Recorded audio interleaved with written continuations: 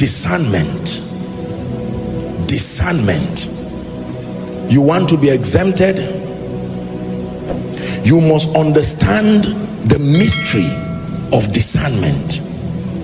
Most people today have gotten into all kinds of troubles because they do not understand the power of discernment. We have become victims, terrible victims of situations and circumstances today because we have lost discernment. What is discernment?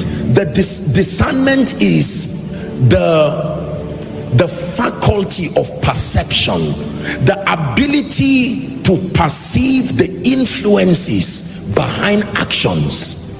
Discernment, a quality of spiritual perception, the ability to know the spirit that is behind a physical activity, the ability to understand whether this activity is driven by God or driven by Satan is called discernment. If you use physical things in this end time, you will call many good things evil, and you will call many evil things good. You've heard me say even darkness from afar looks like light until it comes near before you will see that it is darkness. It is a risk to trust your senses and impulses alone in this end time. Those who will be exempted from evil, ladies and gentlemen, are those who will have high level discernment. Discernment to know when to collect and when to say thank you. Are we together? Discernment to see a door open and yet be able to say no, this door, even though it's open, I know that it is not God or it is not the season. Because you've heard me say even the prison door must be open for you to enter. So just because a door is open, you need to find out where you are going.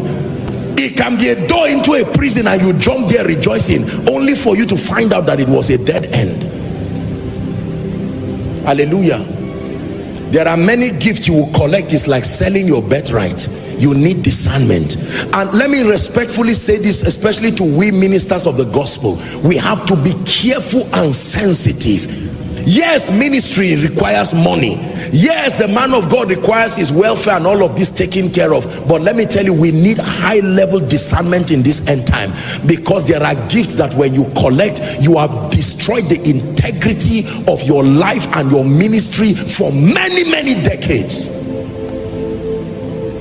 There are doors you must not enter, no matter how open it is, and it does not have to be evil. You must learn to say no to many good things in your life, because the impulse, that faculty of discernment does not give you the permission to.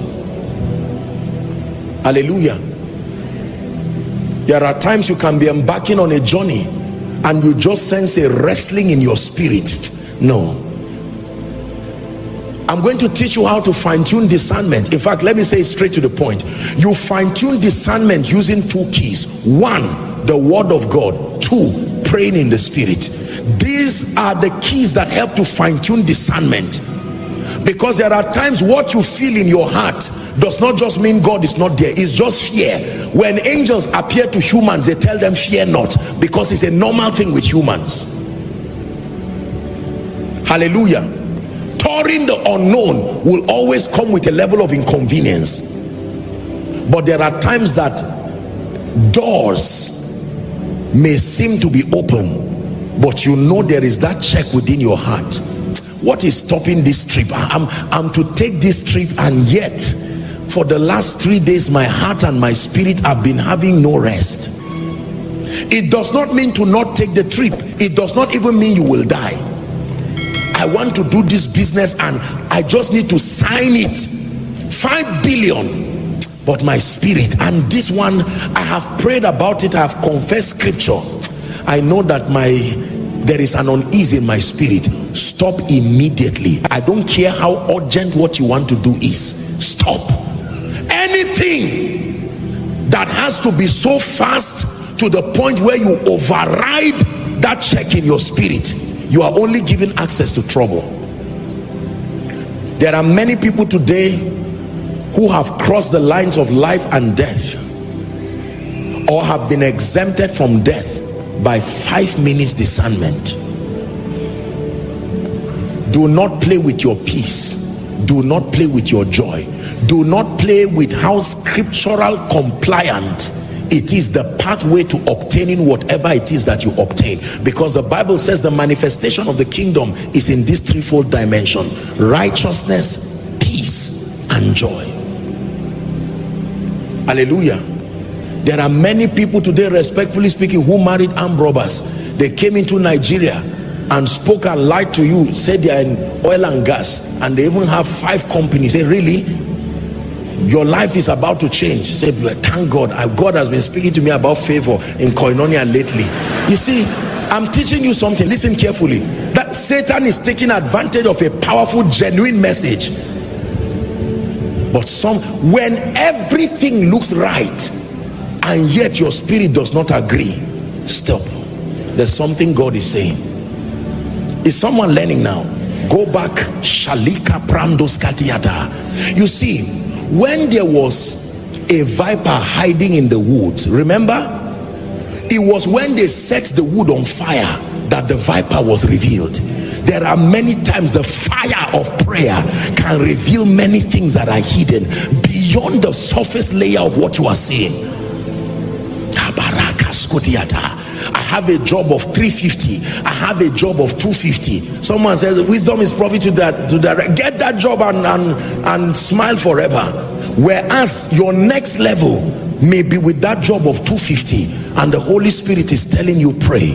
And whilst you are praying, Shalika Pranda Gadoskiataba, the Holy Spirit just comes. Sometimes he will even say, leave all the 2 jobs. That's right. Hallelujah. And then by the next week, someone just comes and says, we're expanding our services. Someone recommended you to us. Would you mind being the African director of this company? For starters, your salary is 3.5 with all the benefits per month. When the Lord turn again the captivity of Zion, you will stand there as if you are dreaming, and people will say you were lucky. No, you were not lucky. You were discerning. Please hear me, believers. If you do not cultivate discernment in these end times, you will get into trouble, especially with men and associations. You will need to learn this. There are many people who got into trouble in their lives because they joined a wrong chariot. It was through discernment the Spirit of God told Philip, join this chariot. And that led to the salvation of the Ethiopian eunuch, and so on and so forth. But there are many people, it depends on who is in your boat. If Jesus is in your boat, you will survive the storm. But if Jonah is the person you are carrying, even if you don't die, your business would die, other things would die. They lost so many things, and Jonah was sleeping. Instead of him to just confess and say, sincerely, gentlemen, so that you don't waste this thing further, I am the reason. They were casting lots. He was seeing it. He still kept quiet till the Lord fell on him. He says, it's true, I'm the one. Now you can imagine that kind of thing. Hear me. I was talking to someone and I was teaching him that a wicked person, a selfish person, and a foolish person can commit the same havoc to your life. A wicked person, a selfish person, and a foolish person they are effective tools in the hands of Satan. If Satan looks for a wicked person and it does not find him, the next person Satan will look for is a selfish person. If Satan does not find a selfish person, he will find a foolish person. All three can be used to do the same thing in your life. The only difference is that a wicked person will be happy before and after. A selfish person will suddenly realize that I'm selfish. A foolish person will be open to his or her foolishness. But all three, as far as committing havoc to your destiny is concerned, you need discernment. There are many people who will come into your life, they are not wicked, but some may be very self-centered, and the devil will still use them to cause the same pain that a wicked man would have brought. There are people in your life who may not be self-centered, they may not be wicked, but they are bankrupt of spiritual light and illumination. They can still be used to cause the same thing. You have to pray and be discerning. Judas was not wicked, he was only selfish. He wanted to make money out of Jesus. He still led to the death of Jesus. Peter, you see that? Peter was not self-centered. Peter was not wicked, but Peter was foolish. He still denied Jesus and ran away. Thomas was outright foolish. You see, all of them, they still caused trouble and pain. Are we together? You have to learn this. Discernment. You build discernment by understanding the word of God. You build discernment by investing in prayer. Do not trust anything until you have prayed. Let me say it again. Do not trust anything, no matter how right, no matter how authentic, whether your decisions, your products, your business, I don't care what you want to do. Take it to the place of prayer. The hymn writer says, all because we do not carry everything to God in prayer. Lord, this company is about to expand. I told you about Koinonia. In 2013 also, just 2 years when we started Koinonia, there were already a lot of suggestions to come into Abuja, and it was a great idea. I mean, God was already doing great things. Only to go to the Lord in prayer, such a great idea, and I had a vision. I saw a plane lifting from Zaria and coming down to Abuja. It was written on it ENI. Just when it will arrive Abuja, it crashed. I knew exactly what was said. A lot of people, do you know how many people have tried to open Koinonia offices around the world to say, Apostle, we've opened it in advance. I told them, I said, I love you, please close it back. Close it and be following online. Don't worry, you are part of the vision. You just relax. Well, God has sent us across the globe.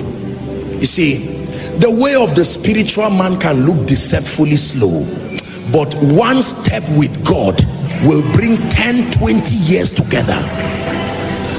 Are we together now? I rather crawl with God than run with Satan. I rather crawl with God one step after 3 years than to have 1,000 steps now, only to find out that it was Satan that was escorting you. Because the way Satan does is that he will give you the food to eat. After 10 years he will say, pay me. I forgot to tell you that it's not free. Discernment.